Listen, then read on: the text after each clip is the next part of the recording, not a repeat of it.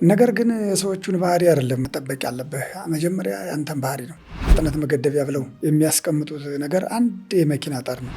በነገራችን ላይ መፍጠን ጉብዝና አይደለም። እንዲህ በሞት ላይ እሽቅድድም አለ እንዴት በሞት ላይ ሰው ይሽቀዳድማል? ህግን የምታከብረው ትራፊክ ፖሊስን አይተህ ሳይሆን ህጉ ባስቀመጠው አሽከርክር። በዛ መንገድ ላይ ፈጠንክ ማለት ያው በቃ ራስህን እንደገደልክ ራስህን ለማጥፋት የተዘጋጀ ሰው ነው ማለት ነው የምለው እንጂ እነዛ ትምህርት ቤት ናቸው። እነዛ አሽከርካሪዎች ለእኛ ትምህርት ቤቶቻችን ናቸው። አንተ ተመልሰን ስንሄድ ለእኛም ፈራን። ጠቅላላ ድንጋይ ነው የያዘው ወጣቱ ጠቅላላ ወጥቷል።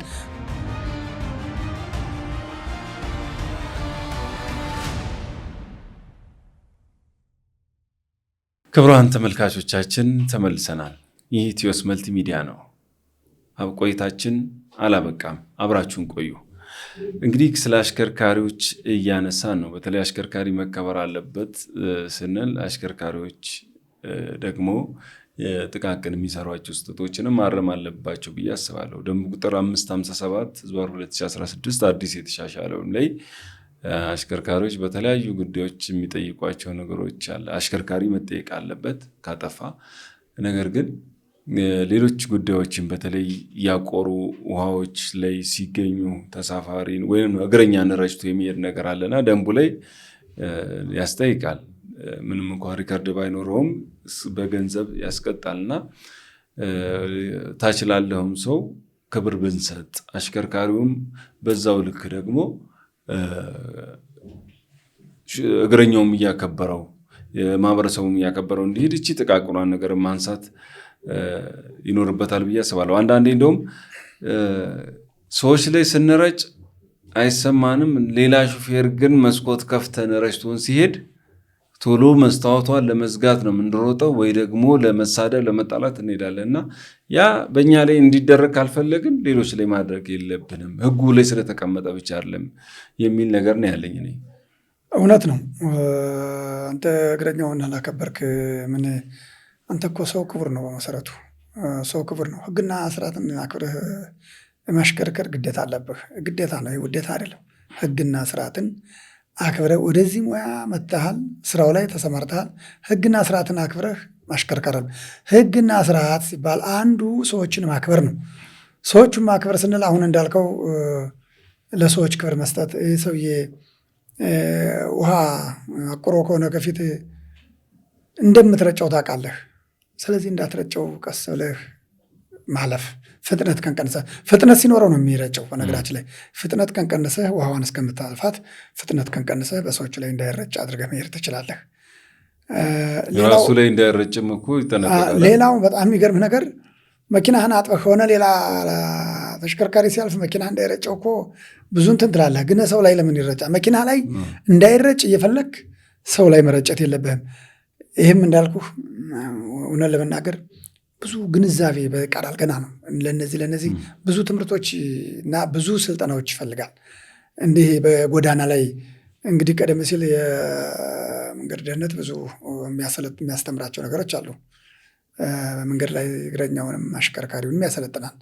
ይሄ በደንብ ቢለመድ በሰፊው በክልሎች ሰው የሚበዛባቸው እግረኛ የሚበዛበት ተሽከርካሪ የሚበዛበት አካባቢ ይሄ ስልጠና ቢሰጥ ሰው ብዙ ነገር ይዟል። ቀደም ሲል በተሰጠው ስልጠና ብዙ ነገሮች ብዙ ትምህርት አግኝቷል።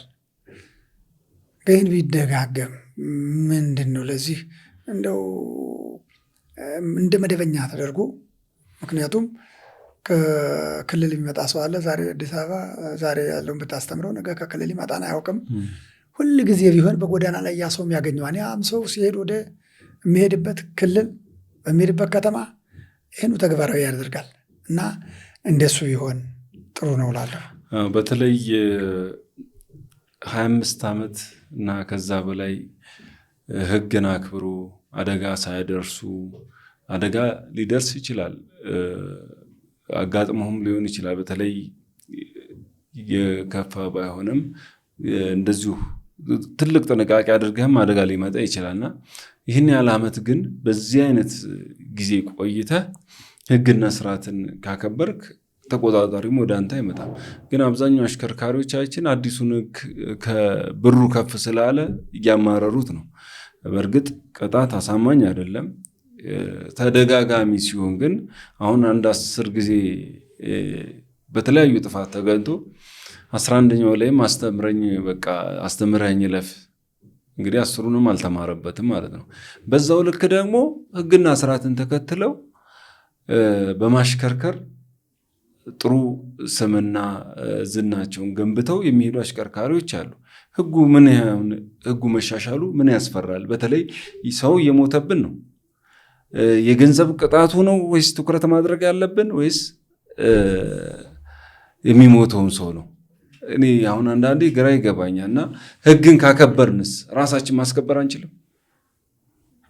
አዎ እንዳልኩ ገንዘብ ቅጣት አይደለም መፈራት ያለበት፣ ወይም የህግ አስከባሪው አካል እየመጣ እያስቆመ ይህን ተሳስታን ይህ ጥፋት አለበት ስላል አይደለም።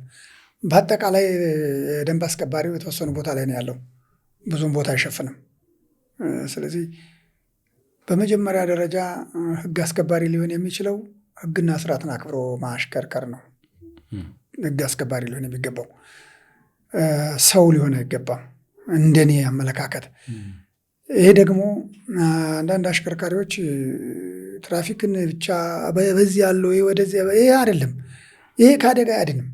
ህግን ካገበርህ የሚቀጣህም የለም፣ ሊቀጣህም አይችልም፣ አይቀጣህም። ህግን ማክበር፣ ህግን የምታከብረው ትራፊክ ፖሊስን አይተህ ሳይሆን ህጉ ባስቀመጠው አሽከርክር። ህጉ ባስቀመጠው ስታሽከረክር ደግሞ ህግ አክብረሃል ማለት ነው። አደጋዎችም አይኖሩም። እኔ አሁን 25 ዓመት አሽከርክር ያለሁ ብዙ ገጠመኝ ይኖራል። እንግዲህ የሚገጥሙ ነገሮች ይኖራሉ። እነዚያ የሚገጥሙ ነገሮች ደንጋጣ ሾፌር፣ ራስህን አረጋግተህ አደጋውን እንዴት ላድነው፣ ከአደጋው እንዴት ልውጣ ብለህ ማሰብ ካልቻልክ አደጋውን ጭራሽ ታብሰዋለህ ማለት ነው። አንተ አንድ ተሽከርካሪ መሪ እምቢ ሊልህ ይችላል፣ ፍሬን እምቢ ሊልህ ይችላል። ተሽከርካሪ ነው አይልም አይባልም ሊል ይችላል። እንዴት ላድነው ታዲያ? ይሄ መኪና እንዲህ ከሆነ አደጋው እንዴት ላድነው? እሺ እንዴት ልቀንሰውስ?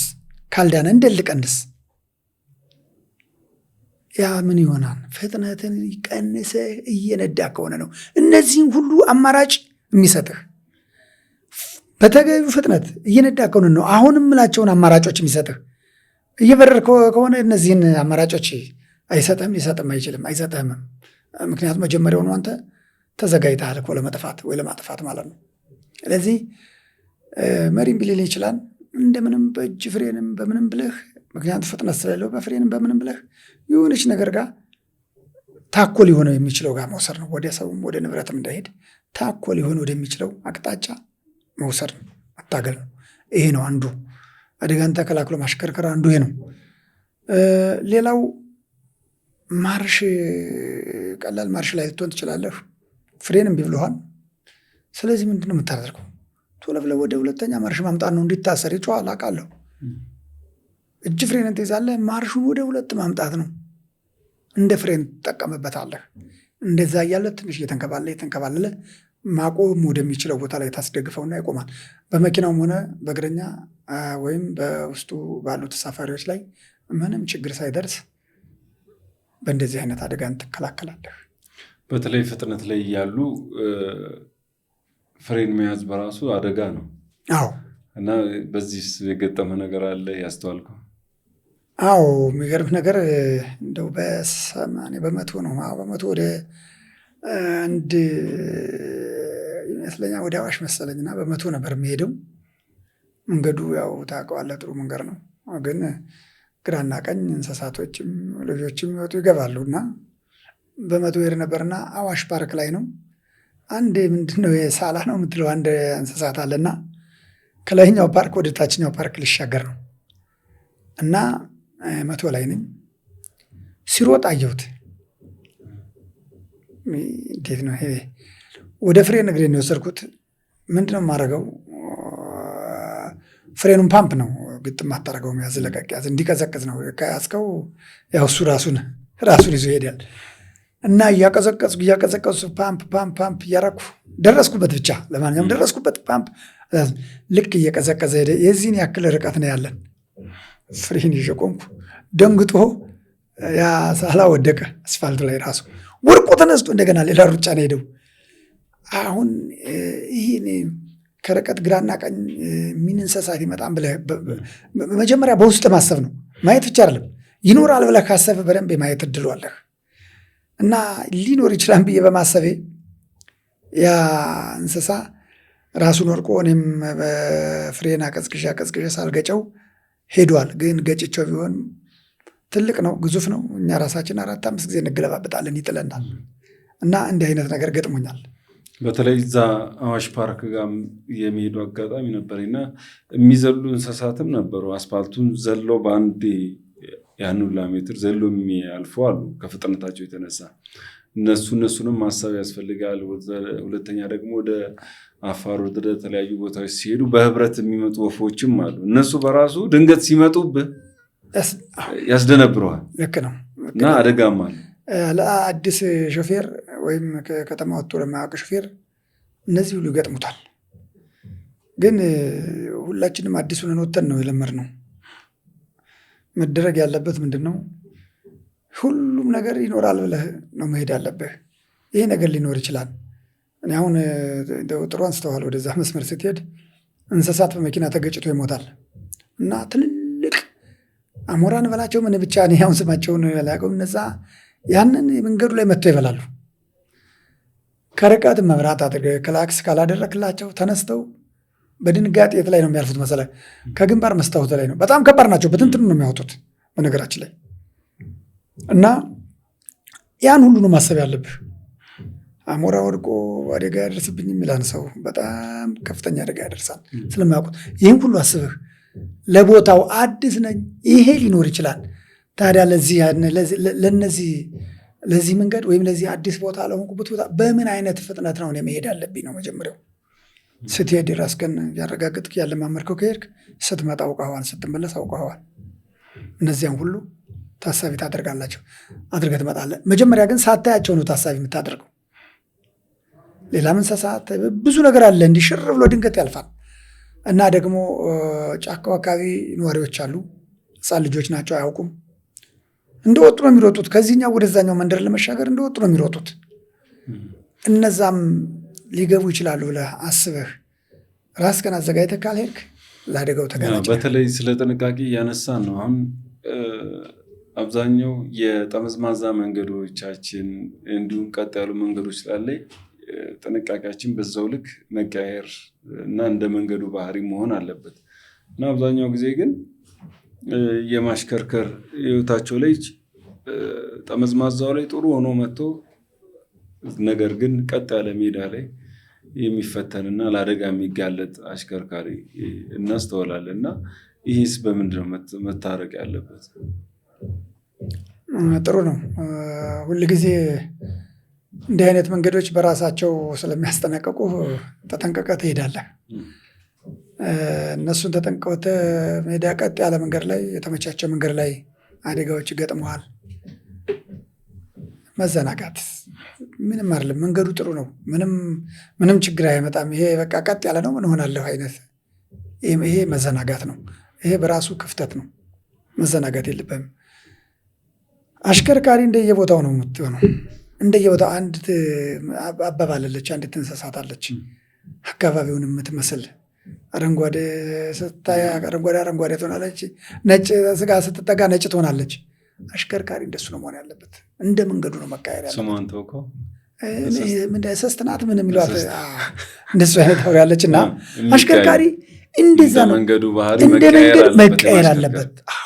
ማሽከርከር መቀየር አለበት። ማርሽንም እኮ ቀይረህ ነው የምትነዳው። ዝም ብለህ እዚህ ቀጥ ባለው መንገድ ላይ 5ኛ ማርሽ አስገብተህና ከርብ ላይ በ5 እኮ አትሄድም። ትቀይረዋለህ አይደል? እሳቤህንም በዛ ልክ ነው። ዝግጅትህንም በዛ ልክ ነው የምትቀያይረው። ቀይረህ ነው መሄድ ያለብህ። ምክንያቱም አይ መጥፎ መንገድ እኮ ቀይሬ ወጥቻለሁ፣ እዚህ ምንም ችግር የለም። እንዴ ትልቅ ችግር አለ እንጂ መኪናው ስፒድ እየጨመረ ነው። እዛማ 11 ከርብ ስለሆነ ወይ በ2 ወይ በ3 እያሰርከው በከባድ ማርሽ ነው እኮ ያለው እና መንገዱን በሚመጥን አነዳር ነው እየሄድክ ያለው። እዚህኛው ግን ማርሽ ለቀህለታል እና እየሄድክ ነው። ጥንቃቄ የሚያስፈልገኝ እንደውም ይሄኛው ነው። ምክንያቱም እንዳልኩ ፍሬንም ብትይዝ ይወድቃል። ሩጦ ሰውን ቢገባ ወይ እንስሳት ቢገባ አታዲ ነው። በተለይ ስለአንተ ስሰማ ረጅም ዓመት ባልታሰረ መኪና ሲያሽከረክር ኖሮ፣ ነገር ግን አሁን ላይ 3 ዓመት 4 ዓመቷን የታሰረ መኪና ነው። መኪናው ከ100 በላይ እንዳይሄድ ታስሯል። ያንተ ያስከው ተሽከርካሪ ባለኝ መረጃ ትልቅ ፈተናም አለበት። ከሰዎች ፈጥነው ለመድረስ አስፈታው የሚሉም ገጥመዋል እና ስላንተ ባጣራሁበት ሂደት እንደዚህ አይነት ነገሮች አሉና ምን ያህል ጠብቆሃል አንተ መታሰሩ? ተሽከርካሪው የሰዎች ውስጥ ፈተና ይዛቸው የምትሄዳቸው ሰዎች እባክህ ፍጠን የማለት ነገር አለና ከ100 በላይ ከሄደ መኪናው ደግሞ ራሱን ያቆማል። አዎ ይሄ ትክክል ነው። የሚገርምህ ተሳፋሪ አንዳንድ ጊዜ ይደርሳል ይላል እንጂ አይደርስም። በሱ እሳቤ እኔ በሚለው አካሄድ አይደርስም። ቀስ ብሎ ከሄደ ግን ያሰበው ቦታ ይደርሳል። ፍጠንኛ በቃ ታስሮብን ምናምን እንዴ! የሚሮጠውን መኪና የሚያድርበት ከተማ የታሰረውን መኪናም ገብቶ ያድራል። ምንድን ነው ችግሩ? አይተው እንደሱ አይደለም። እኔ ግን ተመችቶኛል፣ በ100 መታሰሩ ተመችቶኛል። ምክንያቱም በእርግጥ ያልታሰሩ መኪኖችም ላይ እንደው በጣም ጥሩ መንገድ አለ እና ወይ በ120 የሚፈቅድ መንገድ ራሱ መንገዱ በ120 ሂድ የሚል መንገድ ላይ 120 ይሄዳል። ያም ለተወሰነች ሰከንድ እንጂ ሙሉ ማለት አይደለም። እኔ 100 ራሱ እኔ በጣም የሚበዛ ፍጥነት ነው በእኔ እሳቤ። ምክንያቱም በ100 መታሰሩ ደግሞ ለእኔ በጣም ጠቅሞኛል። የሰው ጭቅጭቅ ቢኖርም ለእኔ ጠቅሞኛል። የእነሱን ጭቅጭቅ ብዙም ትኩረት አልሰጠውም፣ ቅርም አይለኝም።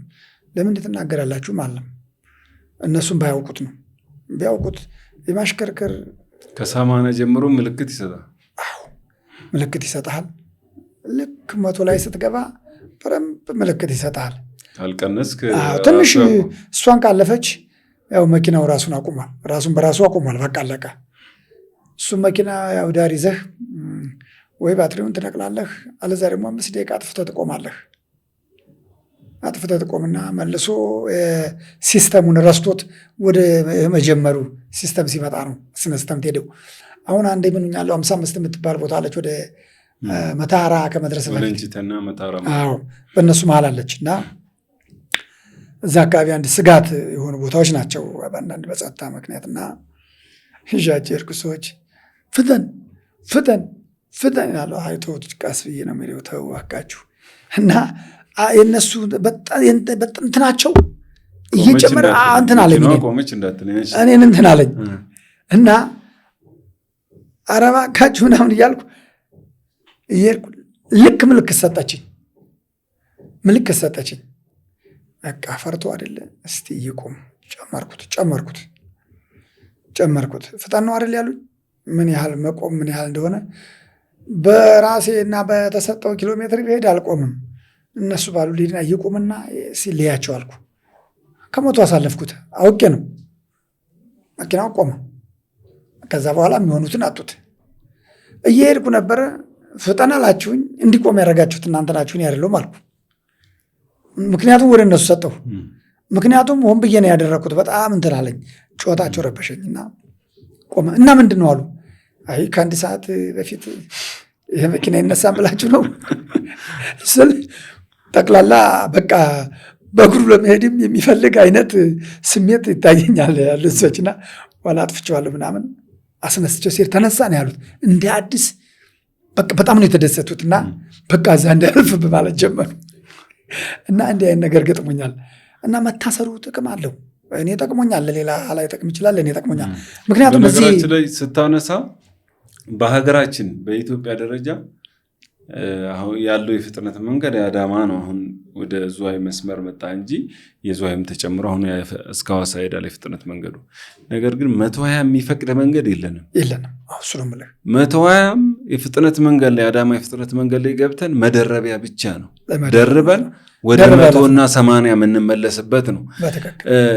አንዳንድ ሰዎች ፈጥነን እንገባለን እንላለን እንጂ መኪኖቹ በፈጠኑ ቁጥር በንፋስ የመውደቃቸው ነገር ከፍ እያለ ነው የሚሄደው። አንድ ነገር ሌላው አንድ ትንሿ ወፍ እንኳን ብትመጣብን እንደናበርና ፍሬን ስንይዝ መኪናው የመገለባበጥ ሁኔታ ውስጥ ነው የሚገባውና እኔ የሚታሰሩ መኪኖች አንደኛ ለባለ ንብረቱም ደህንነት ጥሩ ነው። አሁን ከዚህ ቀደም በተለያዩ ጉዳዮች ላይ ተነስቷል። ኮካ በየዓመቱ ይሸልማል ሹፌሮች።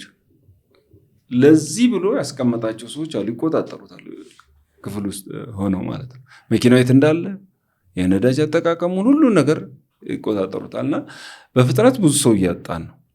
ፍጥነት ገዳይ ነው። ይሄን ካልን ደግሞ በዝግታ ነው መሄድ ያለብን እና እኔ ብዙ ፈተናዎች እንዳለብህ መረጃዎችን ስለሰማሁ ነው እቺን ያነሳሁትና የተወሰነ እስቲ። አዎ ምክንያቱም እንግዲህ መንገዶቻችን 120 አይደለም 60 እና 70 የሚያስኬዱ አይደሉም። እንግዲህ ያው ሁሉንም ክልሎች አይታቸዋል በስራ አጋጣሚ እና እንዳያቸው ከርቭ ናቸው፣ ቁልቁለት ናቸው፣ ዳገት ናቸው። እንደ አንዳንዶቹ እንዲህ በጭራሽ እየታጠፈም አለ። እንደ በሁለተኛም እየሄድክ እንዲህ ተንጋዶ የሚያልፍበት ጊዜ አለ። ቦታው እንዲህ ራሱ ሚዛን የሚያዛባባ አለ።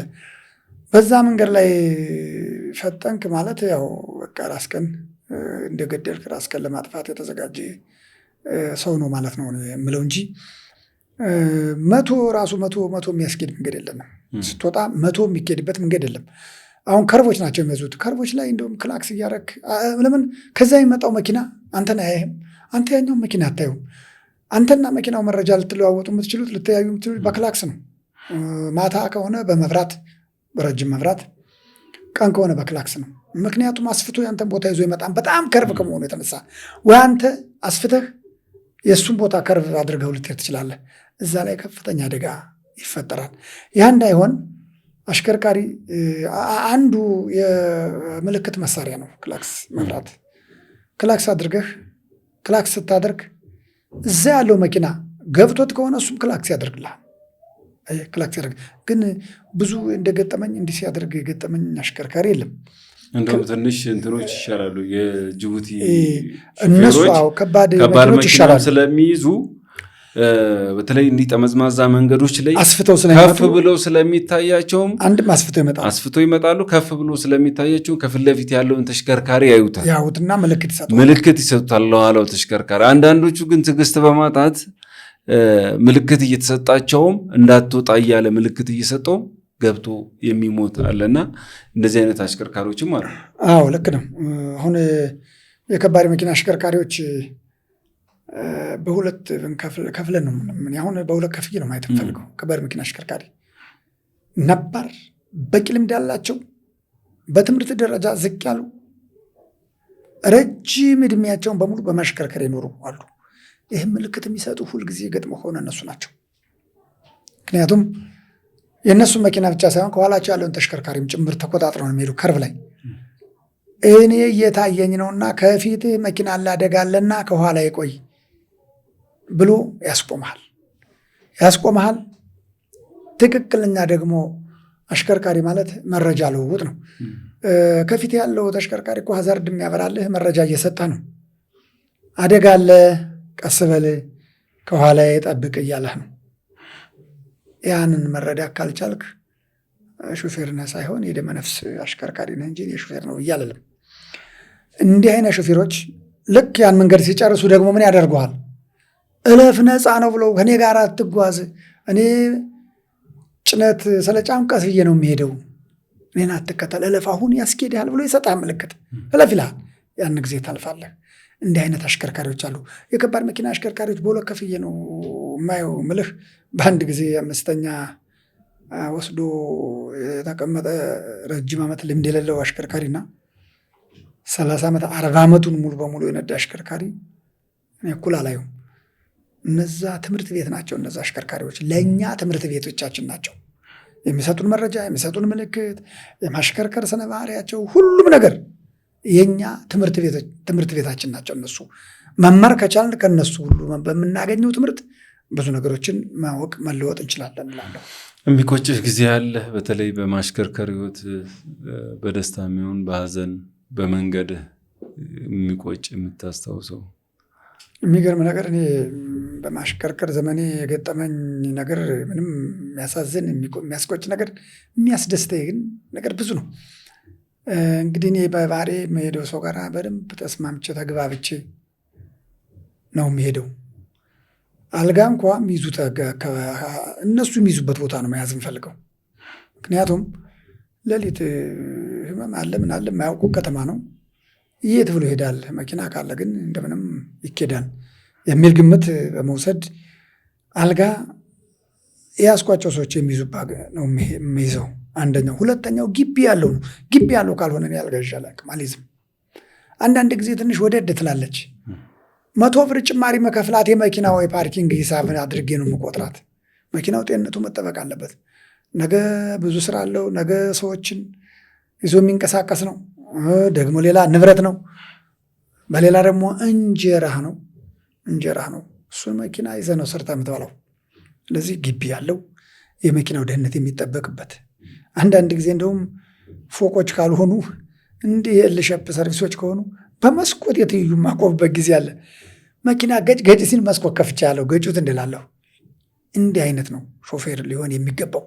በተለያየ ሱስ ተጠምዶ መጠጥ ቤት አድሮ ለነገ የጉዞ መስመሩን ችግር ውስጥ በሚጥል መልኩ የሚሄድ አሽከርካሪ እኔ እንዳየው ሆነ ለመናገር ሰራተኛ ነው ሳይሆን ዝም ብሎ የሚቀልድ የሚያሾፍ ነው። ይሄን ማድረግ ካለበት ረፍት ወስዶ ፈቃድ ወስዶ መዝናናት ይችላል። አንዳንዴ አሽከርካሪውን ለመናገርም ምን አይነት አሽከርካሪ ነው ለማለት መኪናውንም የሚዩት ይባላል። የመኪናውን ንጽህና በእርግጥ በእድሜ ብዛት መኪኖች ሊያረጁ ይችላሉ። ነገር ግን አሮጌዋን መኪናም አሳምሮ መያዝ ከውስጥ እስከ ውጭ ያሉት ጉዳዮችን አሳምሮ መያዝ የአሽከርካሪዎች መለኪያ እስከሆነበት ድረስ ሁላ አለ። እንደዛ ይላሉ አንዳንድ ረጅም ዓመት ያሽከረከሩ ሰዎች።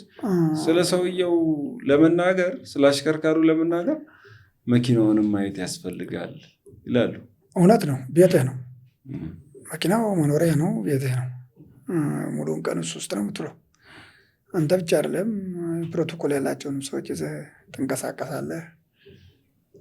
እንደው ቢያንስ በ3 ቀን ወይ በ4 ቀን አንድ ቀን ቢያንስ መጽዳት አለበት መኪናው። መኪናህን መጠበቅ አለብህ። የመኪና ንጽህና የአንተ ንጽህና ነው። የአንተ ንጽህና ደግሞ ከዚህ የሚሰጥህን ጭምር ማየት አለብህ። በጣም ተብሎ የሚሰጥህ ንጹህ ሰው ነው። ይሄ እንደው ሽታ አለ ወይ ሲጋራ ላብ፣ እንደሱ መሆን የለበትም። ንጽህናህን መጠበቅ የመጀመሪያው ተግባርህ ነው። ምክንያቱ ያ ቤትህ ነው፣ መኝታ ቤትህ ነው፣ ሳሎንህ ነው። ያ መኪና ሁሉን ነገርህ ነው። በዛ ቦታ ላይ ነው ሰው የምታጓጉዝበት፣ ሰው ይዘህበት የምትንቀሳቀሰው እና ተገቢ ነው። ትክክል አባባል ነው። ገጠመኞች የምታስታውሳቸው አሉ?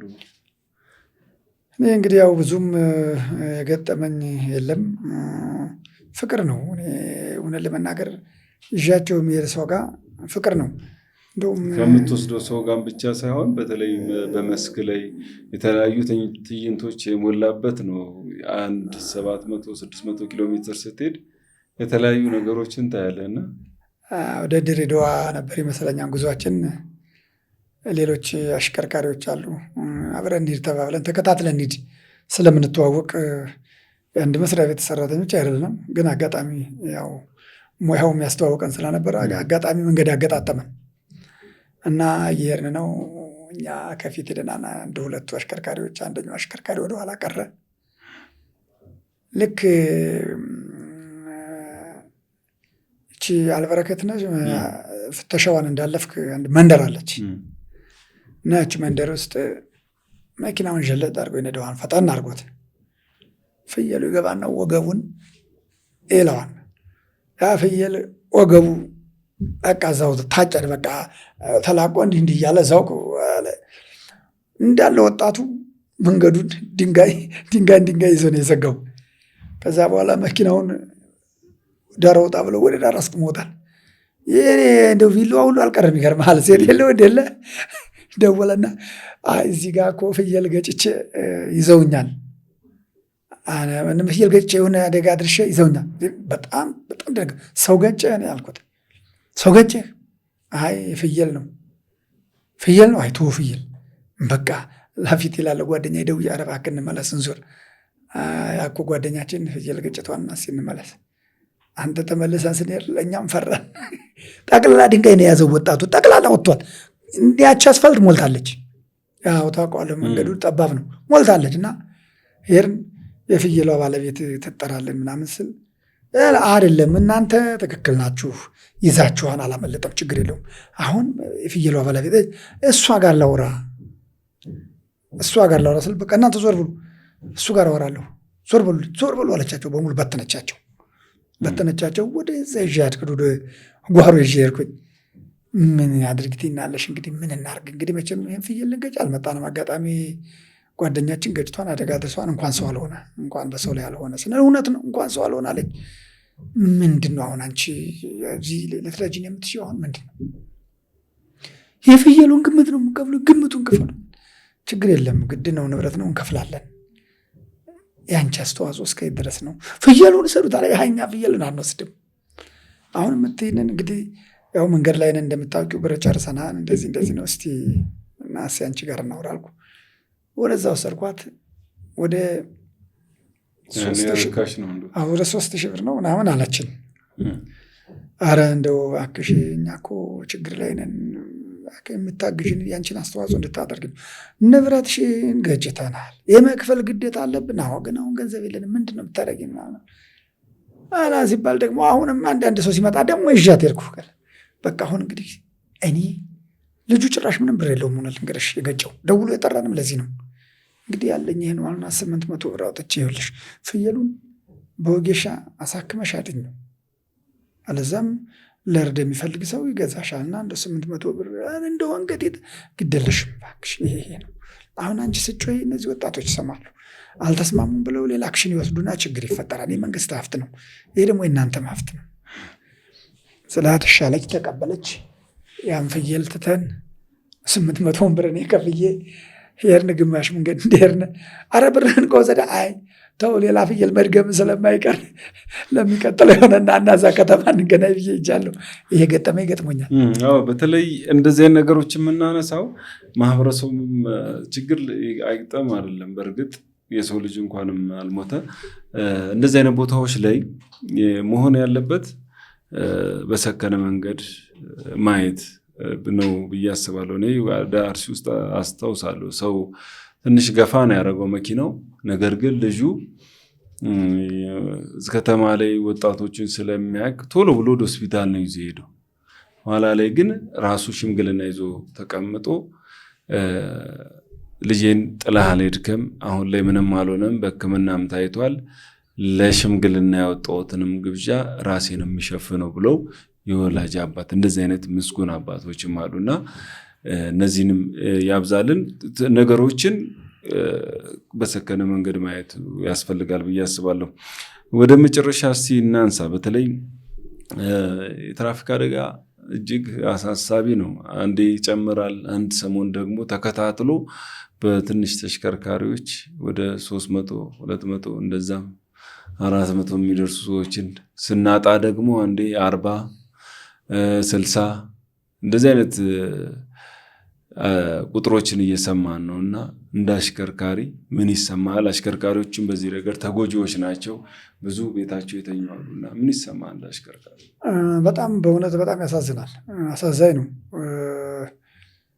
ባይሆን ጥሩ ነው። ከሆነ በኋላ ከማዘን ውጭ የምታደርገው የለም። ነገር ግን ከመሆኑ በፊት እኒህ እንዳይመጡ ግን ምን መደረግ ነበረበት ወደሚለው ስንሄድ አንዳንድ ህዝብ ትራንስፖርት ባለንብረቶች እነሱም አስተዋጽኦ አለበት ለአደጋው። ሆነ ለመናገር ተሽከርካሪው ሰርቪስ ይፈልጋሉ፣ ያጭሷን እንዲህ ችግር አለው ሲል አይ ደርሰበትና አንዴ ደርሰበትና ይላል። መኪናው እኮ በቃ በቅቶኛን እያለ ነው። አሽከርካሪ ደግሞ መኪናው እንዳያስወረደው የግድ ይሄዳል። እንጀራ ነውና ይሄዳል። የጫነው ሰው አለ፣ ክብደት አለ፣ ሎድ አለው። እንግዲህ ሲሄዱ ትርፍ አልጫኑ መቼም የሰሩ ስለማይመስላቸው ትርፍ ጭነት አለ። ከመኪናው ከሚሸከመው በላይ ክብደት ጭኗል። የመኪናው ችግር አለ፣ የመንገዱ አስተዋጽኦ አለ። እነዚህ ሁሉ ተደምረው ለእንደዚህ አይነት አደጋ በማጋለጥ የሁሉ የትራፊክ አደጋ ይከሰታል። ይህን ሁሉም ነው፣ ሹፌር ብቻ ይከላከለዋል። ሹፌር በአነዳድ በተለያየ ተሽከርካሪውን ጤንነት በመጠበቅ ሊከላከል ይችላል። ዋናው ማህበረሰቡ፣ ባለሀብቱ መኪናው ይጠገን፣ በቃ ይጠገን። አንተ መስራት ካልፈለክ ተው ሌላ ሰው ይዞ አይደለም፣ አንተ ቁልፍ አይደለም መደረግ ያለበት። ያ ልክ ነው። ቁልፍ ሰጥቶ ሊሄድ ይችላል። እኔ ፈላጊ ነኝ፣ ስራ ደግሞ ስመጣ መኪናውን አላውቅም፣ ቁልፍ ይሰጡኛል፣ ይዤ እሄዳለሁ፣ እኔም አደርሰውን አደርሳለሁ። ያ አይደለም።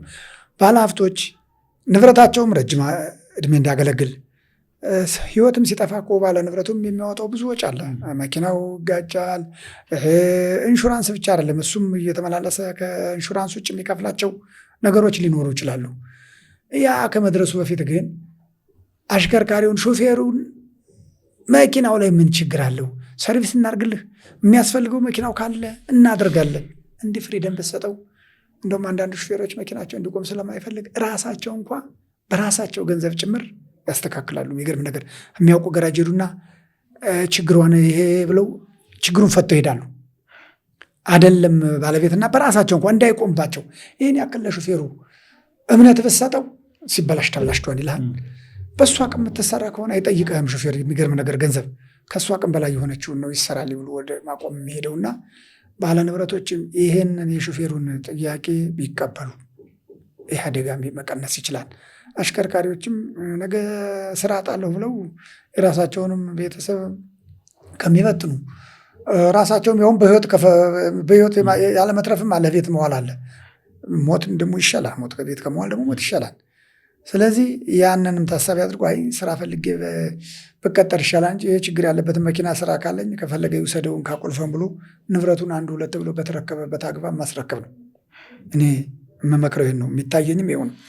በተለይ ባለንብረቶች ስትል አንድ ባለንብረት አግኝቼው ነበረ ሰሞኑንና የራሴን ተሽከርካሪ ራሴ ለመያዝ ተገደድኩ ነው ያለኝ። ምክንያቱም አዲስ መኪና ሰጥቼው በየጊዜው ሰርቪስ በየጊዜው ይሄ ጎደለ ይለኛል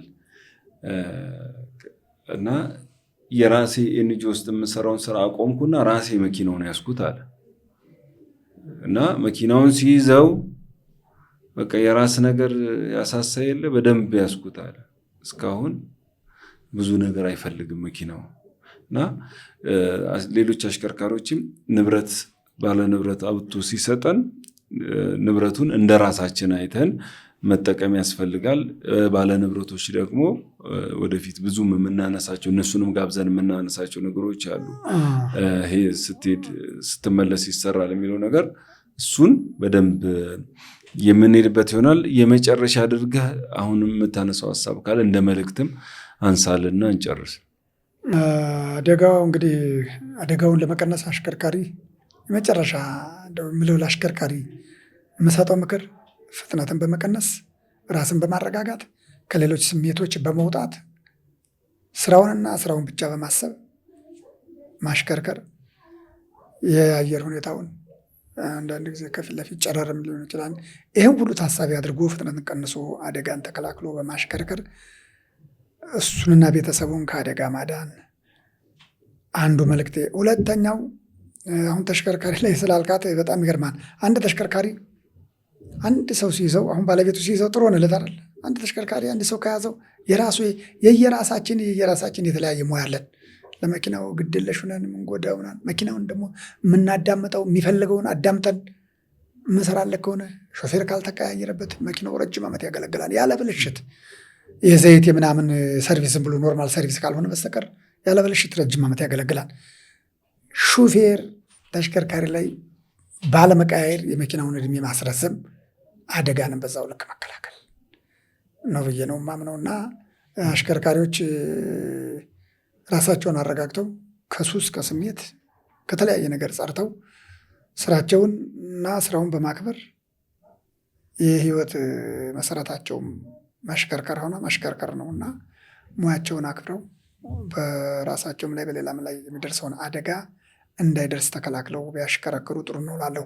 የሙያ ክፍተት ሲገጥማቸው ስልጠና ቢወስዱ፣ ታድሶ ስልጠናዎች በራሳቸው ገንዘብ ቢሆን እንግዲህ ድርጅት ካላስተማራቸው ምን አለ ለማስታወስ የሙያ ማሻሻያ በራሳቸውም ከፍለው ቢሰለጥኑ እላለሁ። ይሄ ነው መልእክቴ። እናመሰግናለን። እንግዲህ ጥሩ ቆይታ ነበረን ያደረግነው። በተለይ ረጅም ዓመት ያሽከረከሩ አሽከርካሪዎች ለሀገር ይጠቅማሉ። ልምዳቸውንም በማካፈል አሁን ላይ ዛሬ ሰዎች እየሞቱብን ነው። እነሱን ደግሞ ለመታደግ ልምድ ያላቸው ሰዎች ልምዳቸውን ማካፈል ሲችሉ ነውና አደጋውን መቀነስ የምንችለው። እንግዲህ ተመልካቾቻችን የዛሬው ቆይታችን ይመስል ነበር። ቲዮስ መልቲሚዲያን ከወደዳችሁት ላይክ፣ ሰብስክራይብ እንዲሁ ኮሜንት አድርጉን። እየተከታተላችሁን ያላችሁ ደግሞ ለሌሎች እንዲደርስ በማድረግ አጋር ሁኑን እንላለን። ሳምንት በሌላ መሰናዶ እስከምንገናኝ ድረስ ሳምንቱ ከትራፊክ አደጋ የጸዳ እንዲሆንላችሁ ተመኘን። ሰላም።